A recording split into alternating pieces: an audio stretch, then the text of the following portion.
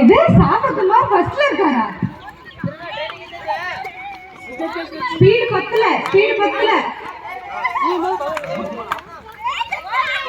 கைய பின்னாடி கட்டுங்க. வைக்கும்போது கை வச்சுக்கலாம்.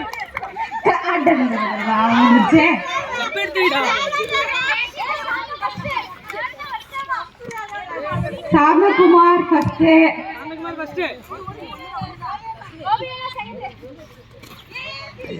கைய பின்னாடி கட்டணும். 2 கைய பின்னாடி கட்டணும்.